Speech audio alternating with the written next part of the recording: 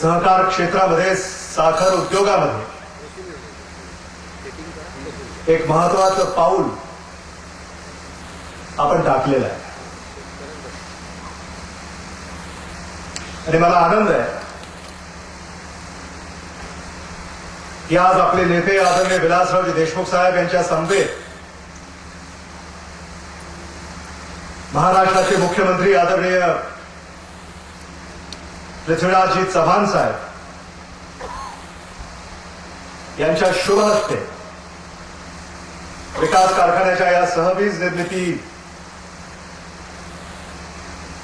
प्रकल्पाचं उद्घाटन होतं।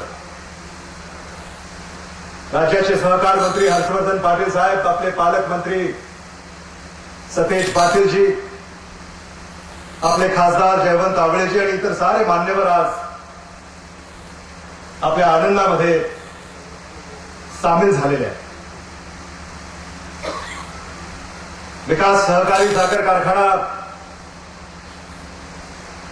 याचं उद्घाटन आमच्या नेत्या आदरणीय सोनियाजी गांधी यांच्या शुभास्ते झालं।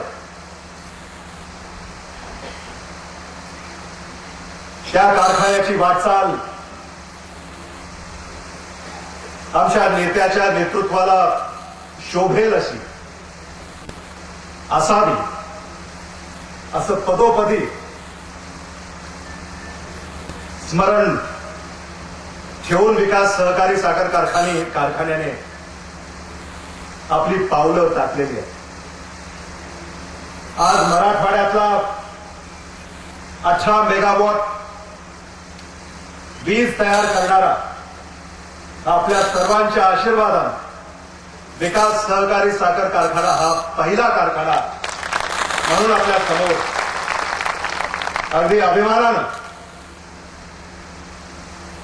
आलेला आहे। हे प्रामुख्यानं मला विनम्रपणे या ठिकाणी सांगितलं पाहिजे। आम्ही हे सारं जे करतो, मला आदरणीय मुख्यमंत्री साहेबांना आणि आदरणीय साहेबांना सांगायचं, हे सारं आम्ही आमच्या जीवावर करत नाही।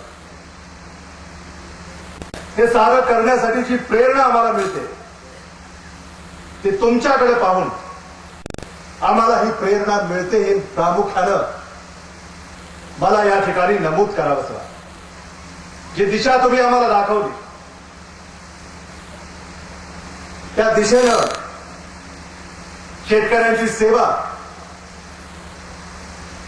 प्रामाणिकपणे आमच्या हातानं घडावी हा सातत्यानं प्रयत्न आमचा राहिलेला आहे।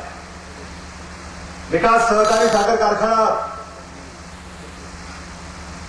3,500 मेट्रिक टन प्रतिदिन आज आम्ही गाळप करतो। 30,000 लिटर प्रतिदिन इथेनॉलचं उत्पादन करतो आणि आज 18 मेगावॉट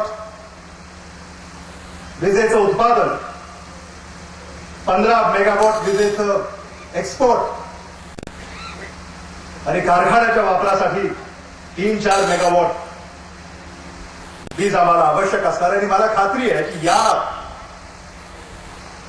प्रकल्पामधून हे सारे पैसे हे शेतकऱ्याच्या पदरामध्ये पडल्याशिवाय राहणार नाही। आज साखर उद्योग